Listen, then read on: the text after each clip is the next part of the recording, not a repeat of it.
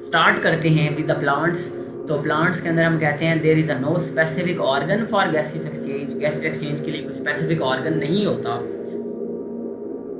और no involvement of xylem and phloem in gases exchange. ठीक है जी, गैसेस एक्सचेंज में जाइलम और फ्लोएम की कोई इन्वॉल्वमेंट नहीं होती।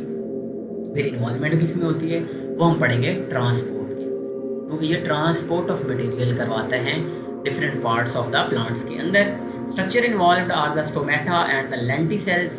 तो इसके अंदर लेंटिसेल्स एंड स्टोमेटा इन्वॉल्व होते हैं, मोस्टली स्टोमेटा होते हैं और लेंटिसेल भी होते हैं। ठीक है जी, leaves have air spaces, 40% air spaces भी होती हैं।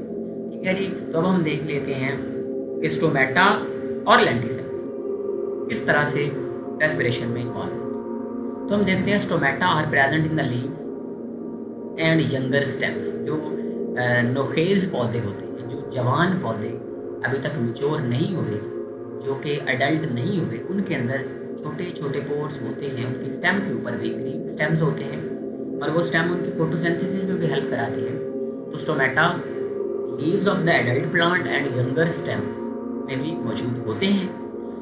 नंबर्स जो होते हैं वो वेरिएबल हो सकते हैं। जिस तरह से एक एग्जांपल है कि टोबैको प्लांट जो है उसके अंदर 12,000 स्टोमेटा होते हैं 1 cm स्क्वायर एरिया के अंदर। देन हम आते हैं लेंटिसेल्स के ऊपर। क्या होते हैं लेंटिसेल्स? क्या होते हैं एक्चुअल में? ये ओल्डर स्टेम के अंदर होते हैं। जिस तरह से एडल्ट हुआ प्लांट, उसके लीव्स के अंदर तो स्टोमेटा है, बट उसके स्टेम के ऊपर छोटे छोटे उभार से होते हैं जिनको हम लेंटिसेल्स कहते हैं।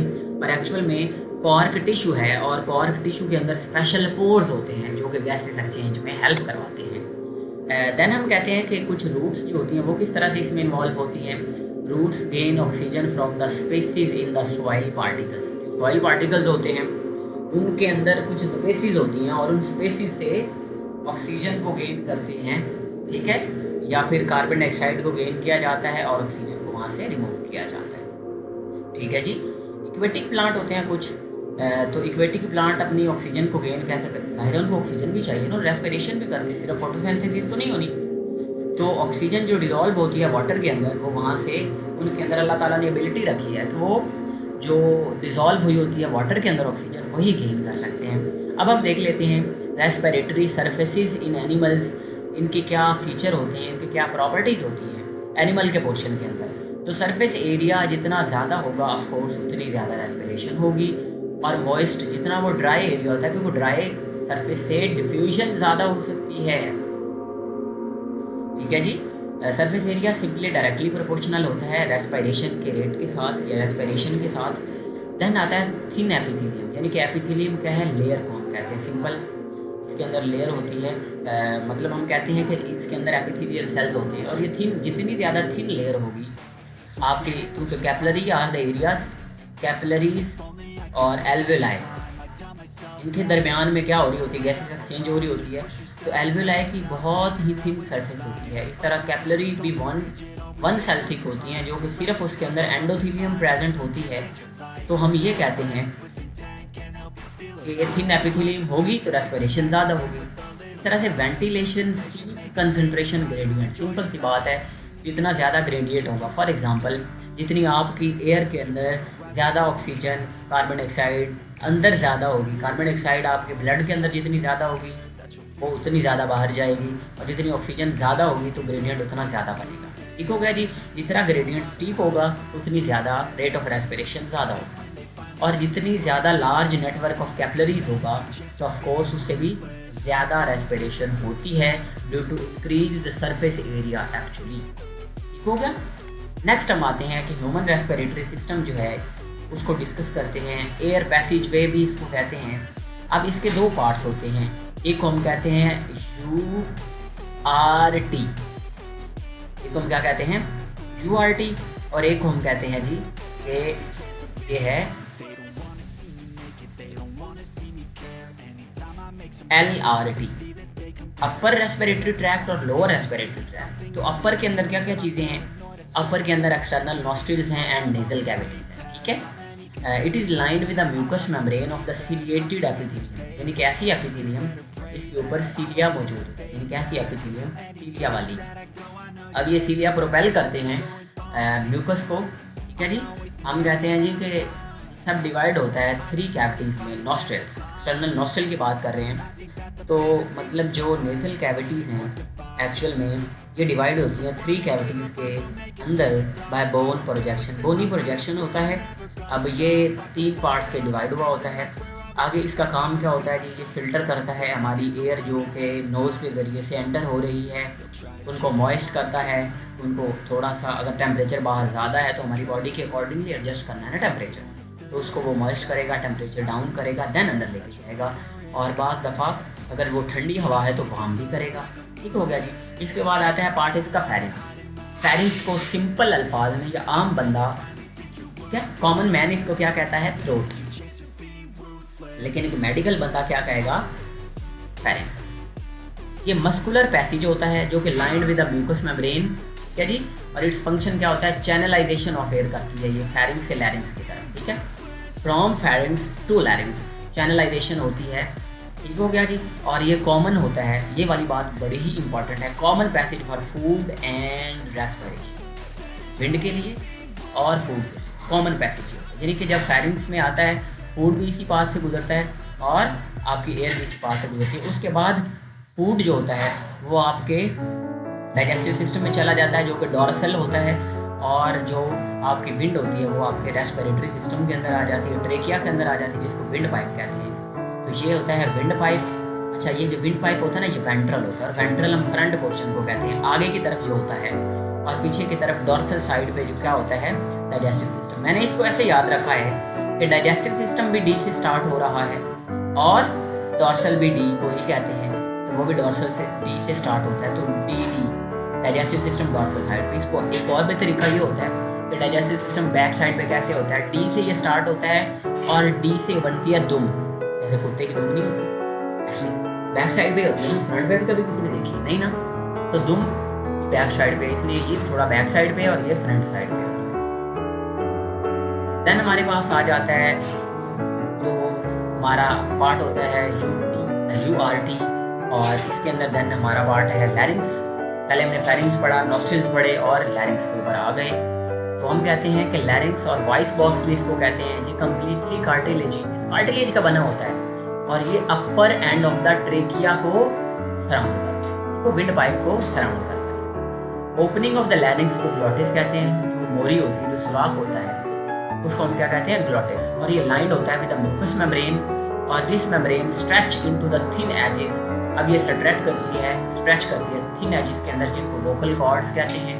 और वोकल का मतलब ही क्या होता है, आवाज़ प्रोड्यूस करनी है, तो प्रोडक्शन ऑफ वॉइस भी आपके लैरिंग्स का काम होता है, इसीलिए तो इसको वॉइस बॉक्स कहते हैं। तो muscular structure serve as a lid, जो इसका लिड होता है उसको एपिग्लॉटिस कहते हैं। एक्चुअल में फेरिंग्स से लैरिंग्स में जब जाती है ना, लैरिंग्स के बाद एक्चुअल में डिवीजन होती है digestive system and respiratory system. यानी कि लैरिंग्स के हम कहते हैं कि आपका जो लैरिंग्स है वो नीचे आके ना लैरिंग्स में आ गया, सॉरी वो मैंने जो आपको पहले कॉन्सेप्ट बताया है उसी के वर्डिंग आप रहें, आपको समझ आ जाएगी।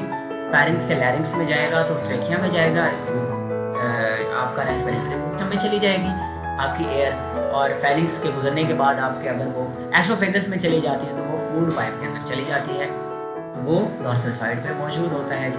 चेंजेस इन इट्स पोजीशन, कि एपिग्लॉटिस की पोजीशन कैसे चेंज होती है, जब आप खाना खा रहे हो तब भी सांस तो ले रहे होते हैं, तो when we breathe it vertical, जब हम सांस लेते हैं तो नॉर्मली क्या होता है, ये वर्टिकल होता है, यानी कि रेस्पिरेटरी सिस्टम के ऊपर नहीं आया हुआ होता। बट व्हेन वी स्वेलो, जब हम खाना स्वेलो कर रहे हैं तो ये लेस और मोर किस फॉर्म में चला जाता है, हॉरिजॉन्टल फॉर्म में चला जाता है।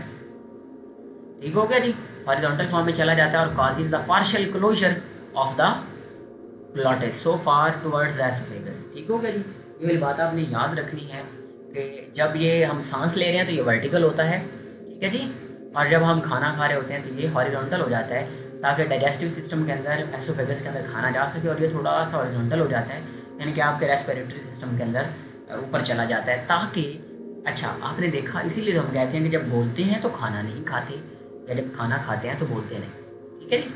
उसकी यही वजह होती है कि जब आप खाना भी खा रहे हैं और बोल भी रहे हैं तो आपके सेल को अल्टीमेटली ज़्यादा ऑक्सीजन चाहिए ना, तो ऑक्सीजन तो हर वक्त मिलनी चाहिए उसको, तो वो फिर वो मोर हॉरिजॉन्टल की बजाय, चूँकि सांस भी लेनी है तो ज़्यादा चला जाता है। अब होता क्या है कि आपका लिड जो होता है ना वो थोड़ा सा वर्टिकल हो जाता है और आपके डाइजेस्टिव सिस्टम की बजाय रेस्पिरेटरी सिस्टम के ऊपर थोड़ा थोड़ा होना शुरू हो जाता है और डाइजेस्टिव सिस्टम के ऊपर भी थोड़ा थोड़ा होना शुरू हो जाता है।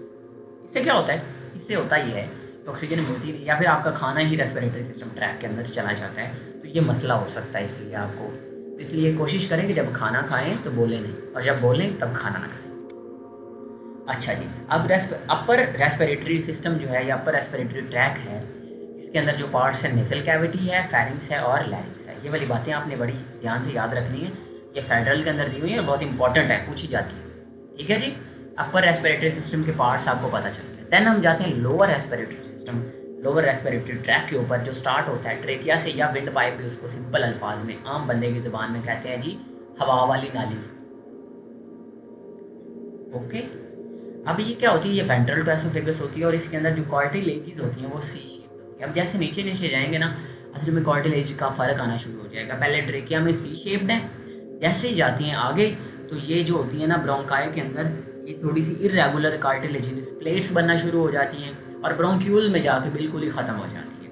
ठीक है जी, तो हम कहते हैं bronchi trachea divides into the left and the right bronchi. जैसे ही ये ट्रेकिया है, लंग में जाने के लिए ये दो पार्ट्स में डिवाइड हो जाता है, इनको ब्रोंकाई कहते हैं और ब्रोंकाई के अंदर इरेगुलर सी कार्टिलेजेस होती है। ठीक है जी, each bronchus divide into smaller bronchi and contain irregular cartilaginous plates. Bronchioles क्या होती हैं, इनके अंदर कोई कार्टिलेज मौजूद ही नहीं होती। डायमीटर लेस देन और इक्वल टू 1 mm। ठीक है जी, हम कहते हैं कि जब ब्रोंकाई का या ब्रोंकस का सिंगुलर होगा तो ब्रोंकस का diameter 1 millimetre not metre 1 millimetre या इससे कम हो तो ये क्या होती हैं, इनको ही हम ब्रोंक्यूल्स कहना शुरू कर देते हैं। ठीक हो गया, और these divide two form alveolar ducts and alveoli, इन्हीं से एल्वेलाई बनते हैं। ठीक हो गया। अच्छा, एयर सैक को हम कहते हैं कि एयर सैक आपका फंक्शनल यूनिट होता है, जबकि एल्वेलाई आपका स्ट्रक्चरल यूनिट होता है रेस्पिरेटरी ट्रैक्ट का। अब यहाँ पे आप देख सकते हैं अपर रेस्पिरेटरी ट्रैक्ट के अंदर nasal cavity, pharynx and larynx है और लोअर रेस्पिरेटरी ट्रैक्ट के अंदर आपके नेक्स्ट जो ट्रेकिया है, ब्रोंकाई हैं, ब्रोंक्यूल्स हैं, एल्वेलाई, ये सारे लोअर रेस्पिरेटरी ट्रैक्ट का पार्ट होते हैं। ठीक है जी, अब alveoli single celled thick exchange of the gas के लिए होती है, स्ट्रक्चरल यूनिट होती हैं। एयर सैक फंक्शनल यूनिट है। Lungs are the closed sac, highly porous और स्पंजी होते हैं, चेस्ट कैविटी के अंदर मौजूद होते हैं। चेस्ट कैविटी थॉरक्स भी कहते हैं उसको, और ये प्रोटेक्टेड होते हैं बहुत ही प्यारी सी मेम्ब्रेन से, जिसको पेल्यूरल मेम्ब्रेन कहते हैं, और इसके अंदर एक फ्लूइड भी होता है जो कि हम पेल्यूरल फ्लूइड कहते हैं, प्रोटेक्शन कर रहा होता है। इस तरह रिब्स भी प्रोटेक्शन कर रही होती है। ठीक है, समझ रहे हो। डायफ्राम जो है, डायफ्राम इसके नीचे होता है, बेचारे प्यारे से मासूम से भोले वाले लंग्स होते हैं और इनके नीचे क्या होता है, डायफ्राम होता है। डायफ्राम स्केलेटल मसल से बना होता है, ये बात याद रखनी है आपने। ठीक है, ये बहुत ही इंपॉर्टेंट बात है। ब्लड वेसल के अंदर जो मसल्स होते हैं वो स्मूथ मसल्स होते हैं, जो कि हम ट्रांसपोर्ट वाले पार्ट में पढ़ेंगे, लेकिन इसके अंदर स्केलेटल मसल्स होते हैं। आपने 3 टाइप्स पढ़ी थी ना, cardiac muscle, smooth muscle and skeletal muscle. तो diaphragm is a skeletal muscle. आप अपनी मर्जी से इसको कंट्रोल कर सकते हैं। Floor of the chest cavity बना रहा होता है डायफ्राम। अब हम बात कर लेते हैं इंस्पायरेशन और एक्सपायरेशन की, बहुत ही इम्पॉर्टेंट है। इसको इंस्पायरेशन को आप इनहेलेशन और एक्सपायरेशन को एक्सेलेशन भी कहते हैं। ठीक हो जी। अब हम डिफरेंस देखते हैं।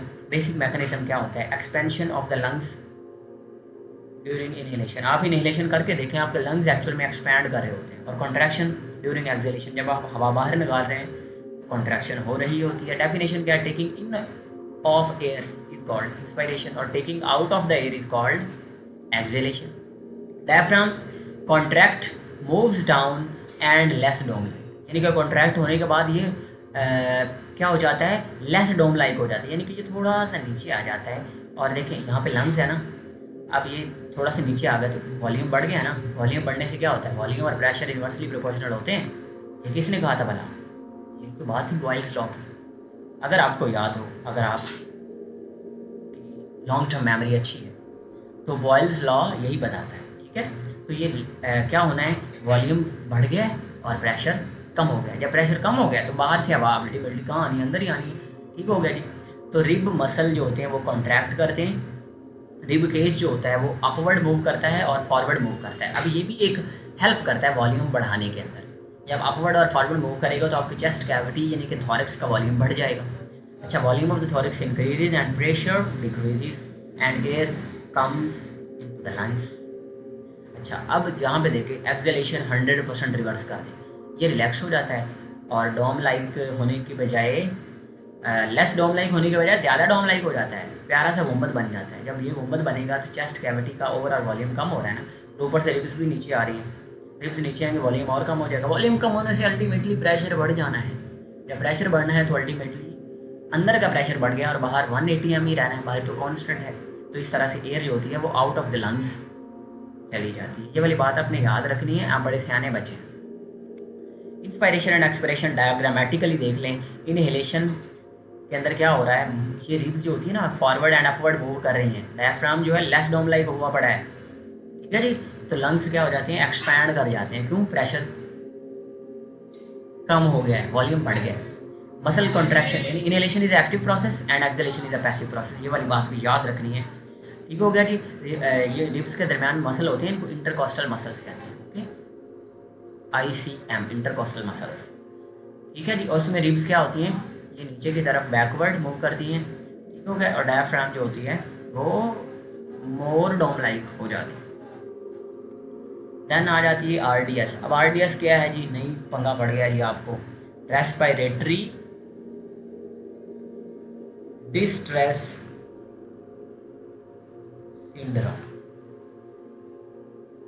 अब ये जो रेस्पिरेटरी डिस्ट्रेस सिंड्रोम है, डिस्ट्रेस डिस्कम्फर्ट के लिए वर्ड यूज़ किया जाता है, सिंड्रोम क्या आता है, मल्टीपल डिजीजेस, ओके। अच्छा, ये होता किस में है एक्चुअल में ना, ये होता किस वजह से है कि आपकी ना मेम्ब्रेन के ऊपर आपकी जो एल्वेलाई हैं उनके ऊपर एक लेयर होती है, ठीक है, जिसको हम कहते हैं लिपोप्रोटीन की एक लेयर होती है, लिपिड्स एंड प्रोटीन की एक लेयर होती है। लिपोप्रोटीन क्या है, कॉन्जुगेटेड मॉलिक्यूल, ये आपने चैप्टर 2 में पढ़ा था बायोलॉजिकल मॉलिक्यूल्स में, अब मैं नहीं बताऊंगा। अब ये क्या करता है, ये सरफेक्टेंट के तौर पर काम करता है, यानी कि expansion of alveoli and contraction बड़े आराम से मज़े से करवाता है और एक्सचेंज भी हेल्प करवा रहा होता है। अब यही नहीं बनेगा तो एल्वेलाई कोलैप्स कर जाती है, ठीक है। और यकीन में होता है एक्चुअल में ना, ये जब एम्ब्रियोलॉजी आप पढ़ते हैं ना, जब इंशाल्लाह आपका एडमिशन होगा तो आप पढ़ेंगे MBBS के अंदर एम्ब्रियो, तो उसके अंदर ये बात पढ़ेंगे कि 7 मंथ के बाद, एक्चुअल में 7 मंथ्स के बाद जो है ना सरफेक्टेंट फॉर्मेशन होना शुरू होती है।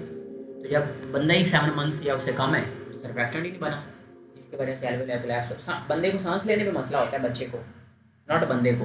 तो रेस्पिरेटरी डिस्ट्रेस सिंड्रोम हो जाता है इन्फेंट्स के अंदर और वो सांस लेना बेचारों को मसला होना शुरू हो जाता है। नेक्स्ट हमारे पास आ जाता है ट्रांसपोर्ट ऑफ गैसेस। अब ट्रांसपोर्ट किस तरह से होती है उस बात को देख लेते हैं। तो transport of oxygen and transport of carbon dioxide, ये 2 बातें हमने पढ़नी। अच्छा, ट्रांसपोर्ट ऑफ ऑक्सीजन मोस्टली जो होती है ना, अब ये देखिए ना, लंग से जा रही है ब्लड के अंदर एयर ऑक्सीजन, और ये ज़्यादातर ना हीमोग्लोबिन, आपने पढ़ा RBC जो होती है वो 95% हीमोग्लोबिन से बने हुए होते हैं, ठीक हो गया। जब हीमोग्लोबिन से बने हुए हैं, हम कहते हैं 97% ऑफ द रेस्पिरेशन और ऑक्सीजन बाइंड करके जाती है हीमोग्लोबिन के साथ, RBC के साथ, ठीक है। और डिजॉल्व 3% प्लाज्मा के अंदर डिजॉल्व होकर जाती है आपके टिश्यू के पास। अच्छा, यहाँ पे एक और चीज़ भी देखिए, प्रेशर का ग्रेडियंट भी, कॉन्सेप्ट को याद रखना आपने। लंग्स के अंदर प्रेशर होता है 115 मिलीमीटर ऑफ Hg, ठीक हो गया। अब यहाँ पे प्रेशर बढ़ने की वजह से ये क्या होता है, लंग्स के अंदर प्रेशर ज़्यादा होता है ना, ठीक है, और टिश्यू के ऊपर आपका प्रेशर कम होता है, 60 मिलीमीटर ऑफ Hg होता है। तो अगर ग्रेडियंट जनरेट हो गया, इसका मतलब ऑक्सीजन है high pressure to low pressure आना है, तो 115 से 60 की तरफ बड़ी इजीली आ सकती है। इसके लिए हीमोग्लोबिन के साथ बाइंड करेगी। हीमोग्लोबिन ना नॉर्मली लाइट पिंक सी और लाइट रेड सी कहना चाहिए, पिंक होती है, और जब ऑक्सीजन इसके साथ मिलती है ना लाइट रेड बन जाती है, लाइट रेड कर, क्या बात है, हीमोग्लोबिन बन जाती है HbO2 की फॉर्म में। टिश्यू लेवल पे 60 मिलीमीटर ऑफ Hg होता है, ऑक्सी हीमोग्लोबिन डिसोसिएट करती है, जब टिश्यू लेवल पे जाती है ना वहाँ पे ऑक्सीजन देनी भी है ना, ये रिवर्सिबल प्रोसेस होता है। जब लंग्स में हीमोग्लोबिन गई है, ब्लड के जरिए गई है ना, ब्लड ही गया है समझ लो, सर्कुलेशन के जरिए, तो ऑक्सीजन बाइंड कर गई, और जब टिश्यू में आई तो प्रेशर कम होने की वजह से ना आपकी ऑक्सीजन डिसोसिएट करती है। डिसोसिएट करने के बाद आपके पास वो लंग्स में चलती है। एक्चुअल में ना आप ऑक्सीजन हीमोग्लोबिन कर्व पढ़ते होते हैं, ठीक है, MBBS के अंदर। तो वो जैसे जैसे प्रेशर बढ़ेगा ना तो binding capacity of oxygen with the haemoglobin बढ़ती है, जैसे जैसे प्रेशर कम होता है ना तो बाइंडिंग कम हो जाती है और डिसोसिएशन ज़्यादा होती है। अच्छा, अब ये देखें कि आपके पास ना 100 ml ब्लड हो ना, उसमें सिर्फ 19.6 ml ऑक्सीजन हो सकती है, क्योंकि उन लोगों की सैचुरेशन 98%। अगर 20% होती तो धीरे 20 ml हो जाना था, थोड़ा ही फर्क है, इतना ज़्यादा तो नहीं है। 19.6 ml ऑफ 100 ml अच्छा खासा फर्क पड़ जाएगा अगर 5 लीटर ब्लड से काउंट किया जाए, फिर तो फर्क पड़ना चाहिए। ठीक है, तो हम कहते हैं कि इस तरह से ये ट्रांसफ़र हो जाता है ऑक्सीजन का। आगे हम पढ़ते हैं transport of carbon dioxide. Carbon dioxide की ट्रांसपोर्ट ना बाई कार्बोनेट के जरिए होती है। ठीक हो गया। अब देखें इसने जाना कहाँ से, भला टिश्यू से लंग्स में, यानी कि एल्वेलाई में जाना। अब क्या होता है, टिश्यू के अंदर इसका पार्शियल प्रेशर ज़्यादा होता है, लंग्स के अंदर इसका कम होता है। तो कार्बन डाइऑक्साइड और वाटर जब मिलते हैं एट द टिश्यू लेवल, पानी तो होते हैं ना, तो ये कार्बोनिक एसिड बनाते हैं। ठीक है, कार्बोनिक एसिड आगे से फॉरन डिसोसिएट कर जाता है, रिवर्सिबल लिखना चाहिए, हाइड्रोजन आइन और बाइकार्बोनेट, ये टिश्यू लेवल पे। और लंग्स में क्या होता है, लंग्स में उल्टा हो जाता है, बाइकार्बोनेट वाले जो आइन्स हैं उन्हें बाइकार्बोनेट बनाना है और उनसे कार्बन डाइऑक्साइड बनेगी जो फिर एट द एंड एल्वेलाई और फिर लंग्स से बाहर चली जाएगी।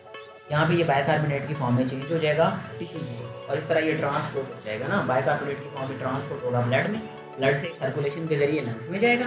लंग्स में यही HCl और H पॉजिटिव जो होते हैं ये तशरीफ लाएंगे बाइकार्बोनेट की फॉर्म, और बाइकार्बोनेट से कार्बन डाइऑक्साइड फॉर्मेशन होगी और वो बॉडी से बाहर जाएगी।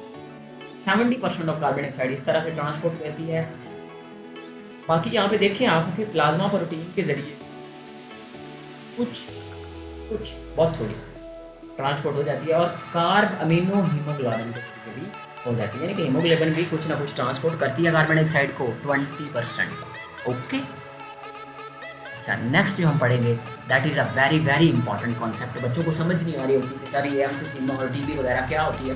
तो देखें, सबसे पहली बात आपको इसकी कॉजेज़, इसके इफ़ेक्ट्स और इसके अंदर जो भी चीज़ें हैं के अलावा, फॉर एग्जांपल हम देखते हैं इसकी कॉजेज़ के effects, factor parts and prevention. जब आपको पता होगा ना इस तरह की बातों का, फिर आप बड़े इजीली डिफ्रेंशिएट कर सकते हैं। जब भी कोई डिजीज आपको तंग करना शुरू करें तो डिफ्रेंशिएट कर लिया करें, अच्छी बात है।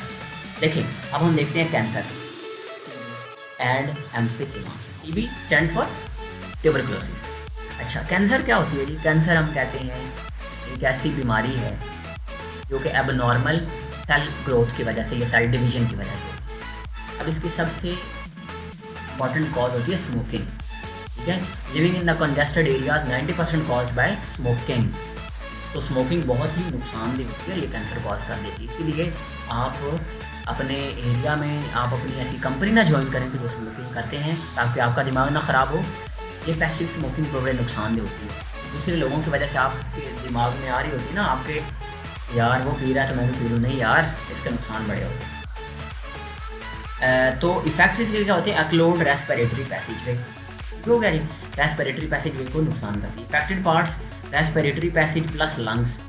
ठीक हो गए, इफेक्टेड पार्ट्स ऑफ कोर्स वही होने हैं ना, ये सारी रेस्पिरेटरी सिस्टम के डिजीज नहीं यार। कौन से इफेक्टेड पार्ट्स होंगे? कोर्स अवॉइड स्मोकिंग, बचना तो यही है ना, अच्छा काम तो यही है ना, स्मोकिंग को छोड़ दें, और यही मकरूह भी है इस्लाम में।